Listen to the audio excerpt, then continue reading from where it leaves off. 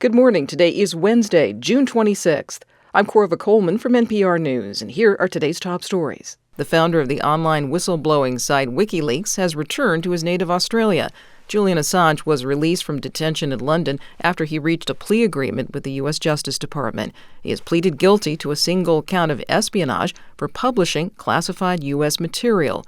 Australian Prime Minister Anthony Albanese had worked for his release. One of the things that my government does is at times as well, we don't shout, we're not in a contest of machismo.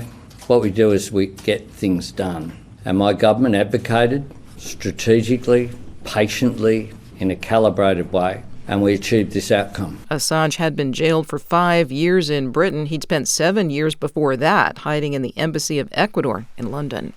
President Biden has issued a blanket pardon to troops expelled from the U.S. military for their sexuality.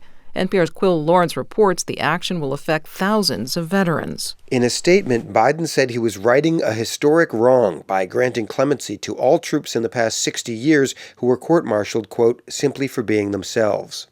The exact number expelled for their sexuality or gender identity isn't known. Commanders often used other infractions to push gay troops out or offered a less than honorable discharge in lieu of court-martial. This pardon will remove a huge obstacle for thousands of veterans to get their military discharge upgraded, but that is still a long and difficult process. The Department of Veterans Affairs, by contrast, has a quicker path to grant VA benefits if veterans can show they were kicked out for their sexuality. Quill Lawrence, NPR News. Two-term Congressman Jamal Bowman was defeated in yesterday's Democratic primary in New York. Westchester County Executive George Latimer beat Bowman in a race highlighting party divisions over the war between Israel and Hamas in Gaza. Bowman has accused Israel of committing genocide against Palestinians in Gaza. Latimer was backed by Jewish leaders and pro-Israeli groups. In Colorado, incumbent Republican Congresswoman Lauren Boebert won the GOP primary in a district that is separate from her current one. From Colorado Public Radio, Andrew Kenny has more.